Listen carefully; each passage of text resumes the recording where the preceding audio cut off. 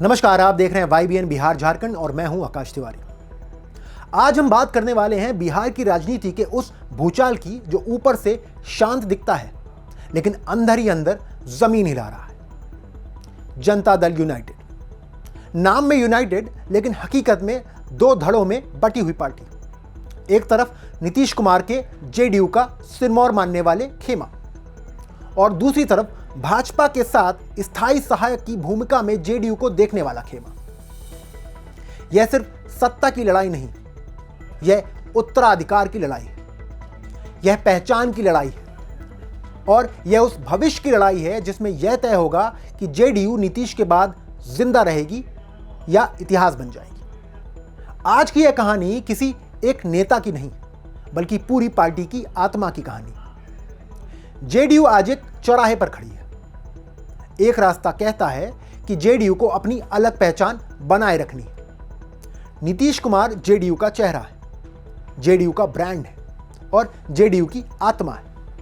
इस धड़े की सोच साफ है, जब तक नीतीश हैं पार्टी उनके नाम से चलेगी और जब नीतीश नहीं रहेंगे तब भी पार्टी उनके उत्तराधिकारी के नाम से चलेगी, चाहे वह उनके बेटे निशांत कुमार हो या उनके बेहद करीबी और भरोसेमंद मनीष वर्मा। इस धड़े को आरसीपी सिंह से भी कोई दिक्कत नहीं। वही आरसीपी सिंह जो कभी पार्टी के राष्ट्रीय अध्यक्ष थे, जो दिल्ली की राजनीति में जेडीयू की आवाज बने और जो बाद में पार्टी से बाहर कर दिए गए। इस धड़े का मानना है कि राजनीति में दरवाजे कभी बंद नहीं होने चाहिए। अगर आरसीपी सिंह की वापसी से पार्टी मजबूत होती है तो इसमें बुराई क्या है। लेकिन दूसरी तरफ एक दूसरा धड़ा है। यह धड़ा जेडीयू को जिंदा तो रखना चाहता है लेकिन भाजपा की छाया में। इनके लिए जेडीयू का मतलब स्वतंत्र पार्टी नहीं बल्कि भाजपा की सहयोगी पार्टी है। इनके लिए सत्ता प्राथमिक है, विचारधारा नहीं। यह धड़ा मानता है कि जेडीयू अकेले बिहार की राजनीति में टिक नहीं सकती, इसलिए उसे भाजपा की बैसाखी चाहिए। यहीं से असली टकराव शुरू होता है। जेडीयू की अंदरूनी राजनीति को समझने के लिए एक शब्द सबसे जरूरी है, नालंदा खेमा और दिल्ली खेमा। नालंदा खेमा मतलब नीतीश कुमार और उनके आसपास के लोग, वही लोग जो हर फैसले को नीतीश कुमार की नजर से देखते हैं, जो मानते हैं कि पार्टी का भविष्य पटना से तय होगा, दिल्ली से नहीं। दिल्ली खेमा मतलब लल्लन सिंह, हरिवंश और संजय झा। यह वह समूह है जो राष्ट्रीय राजनीति में अपनी पकड़ बनाए रखना चाहता है। यह समूह भाजपा के साथ रिश्ते को सबसे अहम मानता है। इनका मानना है कि बिना केंद्र की ताकत जेडीयू का अस्तित्व कमजोर पड़ जाएगा। यदि दो खेमे आज जेडीयू की आत्मा के लिए लड़ रहे हैं, सवाल सिर्फ सत्ता का नहीं है, सवाल है जेडीयू किस दिशा में जाएगी। इस पूरी लड़ाई का सबसे बड़ा प्रतीक बन चुके हैं आरसीपी सिंह। लल्लन सिंह का बयान कि आरसीपी सिंह की पार्टी में एंट्री नहीं होगी सिर्फ एक राजनीतिक बयान नहीं था, यह संदेश था कि दिल्ली खेमा तय करेगा कि पार्टी में कौन आएगा और कौन जाएगा। लेकिन यह बयान कुर्मी समाज के लिए अपमान जैसा बन गया।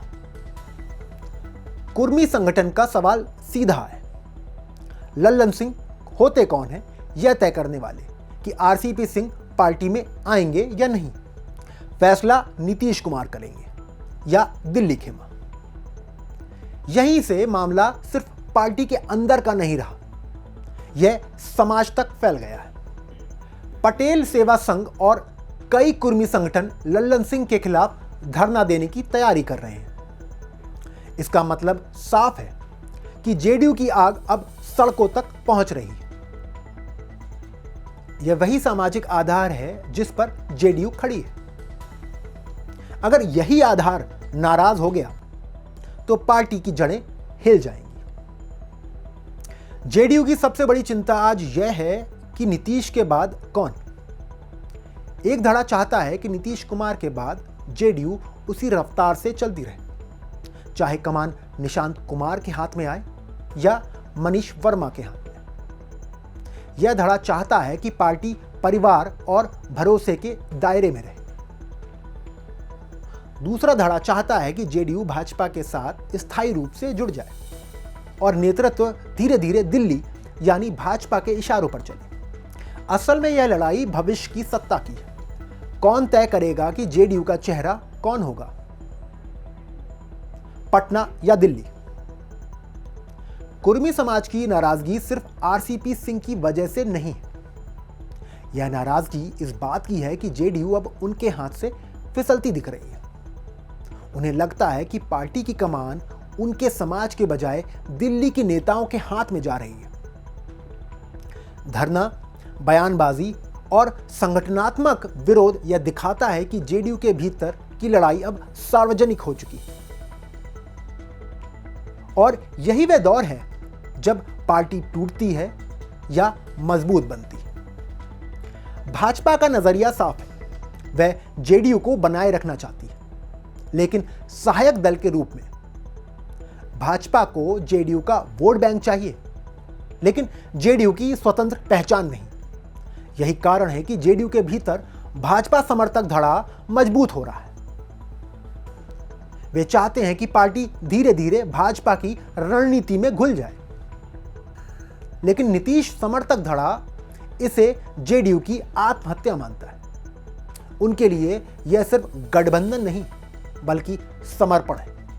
दिलचस्प बात यह है कि बाहर से सब कुछ सामान्य दिखता है। सरकार चल रही है, नेता बयान दे रहे हैं, गठबंधन कायम है, लेकिन अंदर ही अंदर पार्टी दो हिस्सों में बंट चुकी। यह वही स्थिति है जब पार्टी बाहर से मजबूत और अंदर से कमजोर होती है। इतिहास गवाह है, ऐसी पार्टियां ज्यादा दिन नहीं चलती। नीतीश कुमार आज इस पूरी कहानी के केंद्र में। वह एक ऐसे राजा हैं जिनके दरबार में दो सेनाएं आमने सामने खड़ी हैं। एक सेना चाहती है कि राजा की गद्दी सुरक्षित रहे और वंश चलता रहे। दूसरी सेना चाहती है कि राजा का दरबार दिल्ली से अधीन हो जाए। नीतीश कुमार अब तक चुप है, लेकिन उनकी चुप्पी सबसे बड़ा सवाल है। क्या वह आरसीपी सिंह की वापसी का रास्ता खोलेंगे? क्या वह दिल्ली खेमे को खुली चुनौती देंगे या फिर संतुलन की राजनीति करेंगे? अब सवाल यह है कि जेडीयू का भविष्य क्या है? क्या पार्टी दो हिस्सों में टूटेगी? क्या कुर्मी समाज का विरोध बड़ा आंदोलन बनेगा? क्या आरसीपी सिंह की वापसी पार्टी को नई ताकत देगी या फिर जेडीयू धीरे धीरे भाजपा की परछाई बन जाएगी? यह सब आने वाले महीनों में साफ होगा, लेकिन इतना तय है कि जेडीयू अब पहले जैसी नहीं रही। बिहार की राजनीति आज एक ऐसे मोड़ पर खड़ी है जहां हर फैसला इतिहास लिखेगा। जेडीयू का यह अंदरूनी संघर्ष सिर्फ नेताओं का संघर्ष नहीं, यह बिहार की दिशा तय करेगा। अगर नीतीश समर्थक धड़ा जीतता है तो जेडीयू अपनी पहचान बनाए रखेगी। अगर भाजपा समर्थक धड़ा जीतता है तो जेडीयू भाजपा की सहयोगी पार्टी बनकर रह जाएगी। और अगर यह आग और भड़की तो पार्टी टूटने से भी इनकार नहीं किया जा सकता। यह कहानी अभी खत्म नहीं हुई है, यह तो सिर्फ एक शुरुआत है। बिहार की राजनीति का अलग अध्याय बहुत जल्दी लिखा जाएगा और उस अध्याय में तय होगा कि जेडीयू यूनाइटेड रहेगी या इतिहास के पन्नों में बट जाएगी। अगर आपको यह विश्लेषण पसंद आया हो तो इसे साझा करें, क्योंकि यह सिर्फ एक पार्टी की कहानी नहीं बल्कि बिहार की राजनीति की दिशा की कहानी। मिलते हैं अगले वीडियो में, तब तक के लिए जय हिंद, जय भारत।